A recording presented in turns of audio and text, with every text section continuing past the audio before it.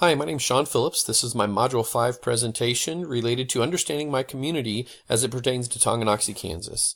Tonganoxie, Kansas is a small town that is located just west of Kansas City. It was established in 1866, and it's existed as a small town, but over time it's become somewhat of a bedroom community for the cities of Kansas City and Lawrence. We do have several traditions here in our community. We host the Leavenworth County Fair every year. We hold an annual event called Tongi Days that brings in people from all over the area. We have a local event called the Spooktacular, where local businesses open up on Halloween to allow safe trick-or-treating for young children. The Grinner Sunflowers, every year when sunflowers bloom, we have a farm in Tonganoxie where hundreds of people will come and see the blooming sunflowers. We host an annual St. Patrick's Day parade. There's an annual library run that benefits the library, and it has grown a lot over the years.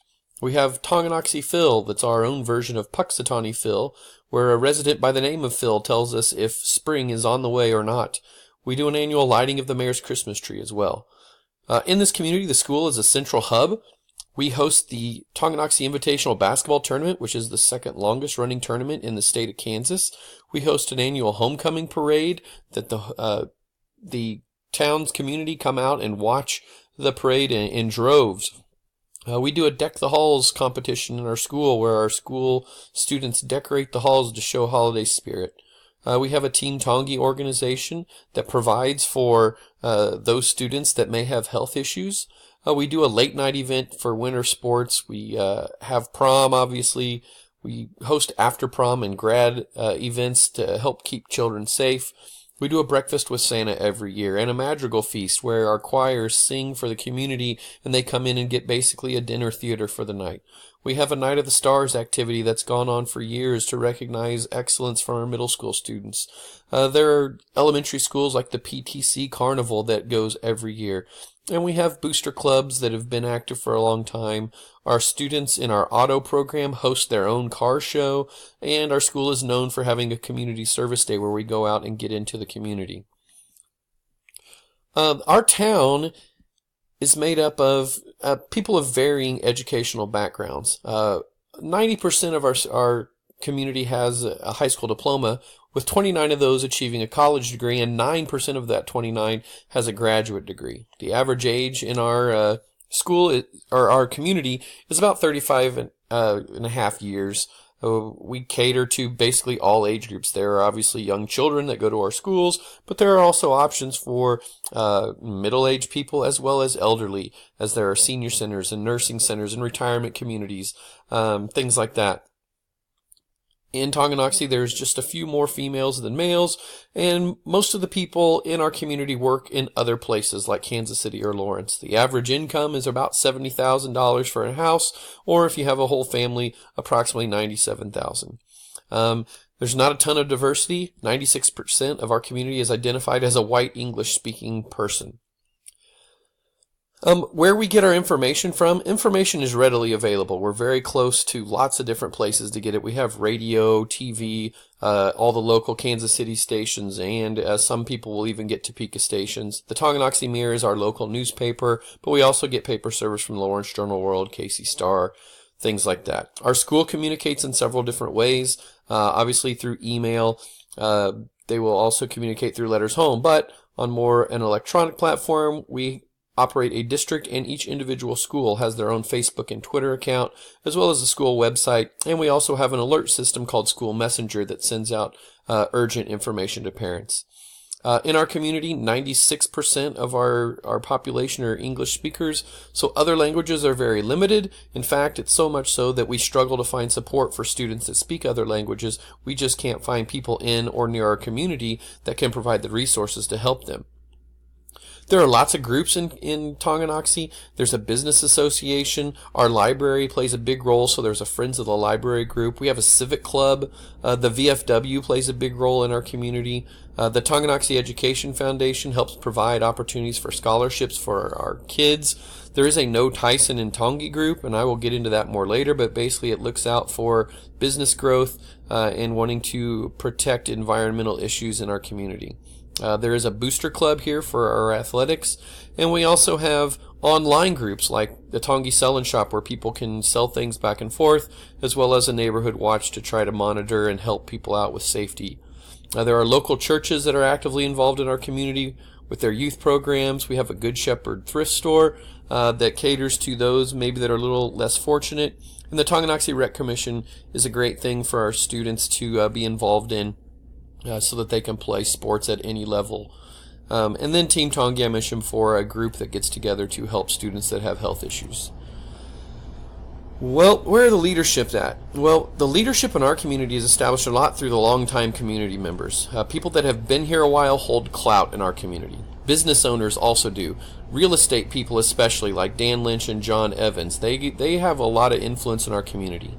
There are other civic leaders in our community. A man by the name of David Fries, which you see on the bottom right here, he is actively involved in trying to better our community. Cecilia Pruitt has also started to move into that. And lots of people will listen, and they carry weight in our community. Our mayor, Jason Ward, obviously plays a role as well, and then we have city council members also.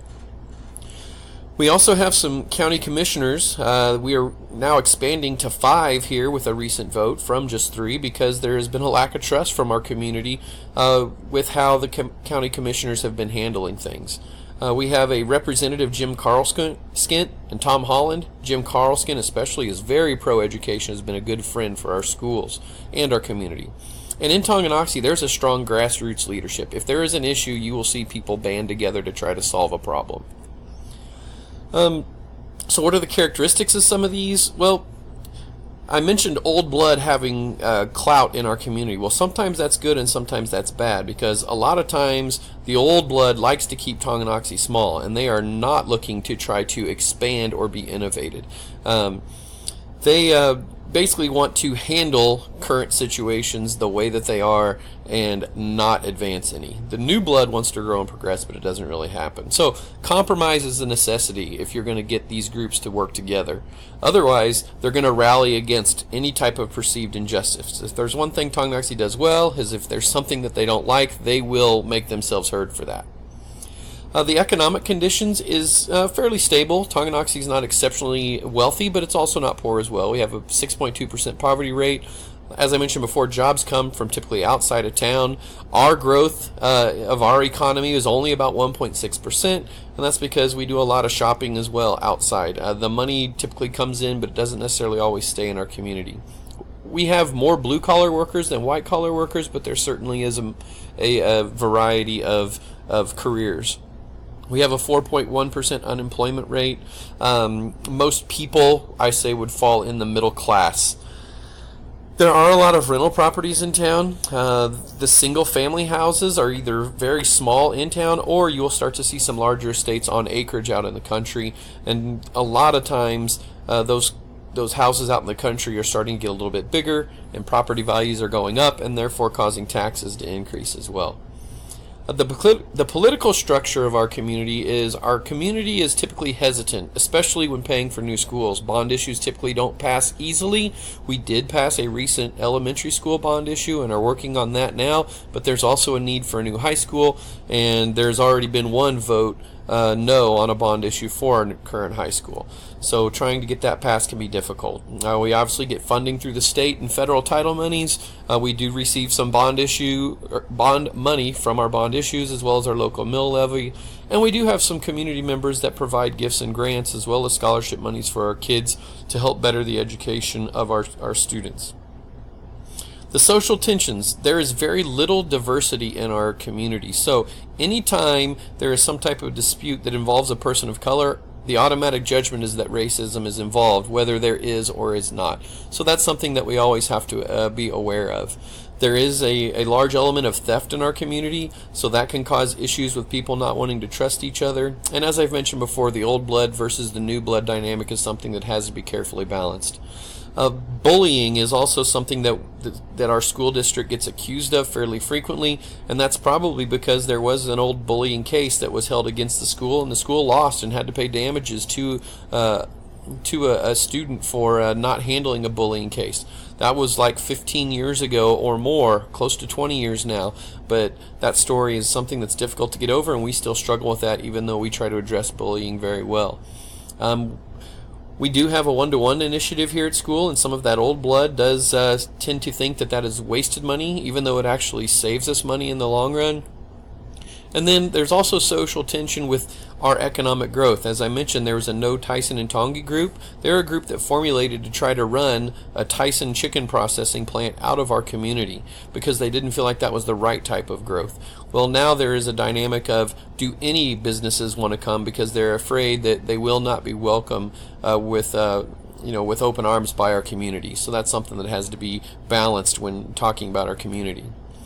Other places you can get information, we have school newsletters, resources, we do surveys and things like that, census information. All of our board meetings are recorded and placed on websites, as well as city council meetings. There are business association meetings all the time, so there's always a wealth of knowledge for us to be able to come up with more information about our community. The power structures, parents are very vocal in our community.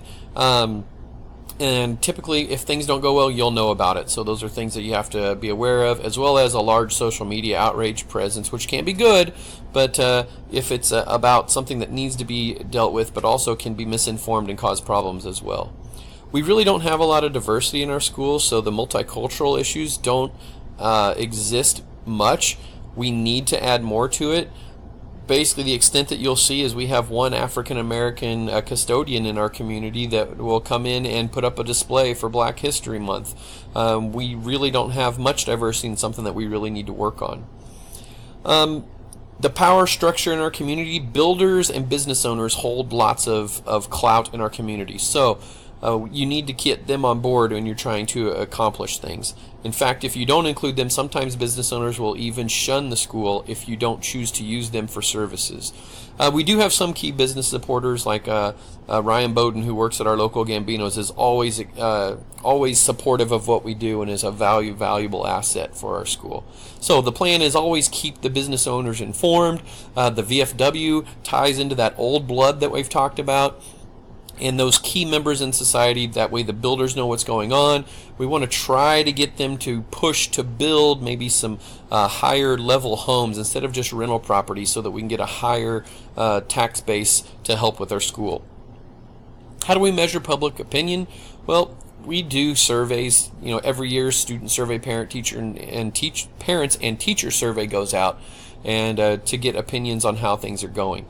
We do, as a school, meet with key groups. We meet with the business owners, meet with site councils. We monitor social media for the general pulse of what's going on in the community. And our school always has lots of parent meetings to keep keep parents informed about what's going on at school, and also to give them time to ask questions and allow us to understand what their opinions about some things may be. All of our surveys are generally done by email. Usually that email will send a link out about current school issues and ask for a response from parents. Occasionally some of those will be sent home.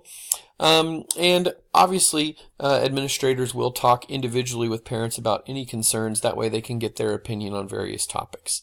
So I hope this clues you in a little bit to how Tonganoxie works. It is a very interesting community that has a very teetering balance on where support is and where opposition is, and it's very important as you move forward that you get in line with those groups to be a positive driving force, because there is a ton of passion in our community, and that passion, when harnessed correctly, can do great things. But at the same time, if we don't put in work ahead of time, it can cause us issues as well. So anyway, thanks for listening.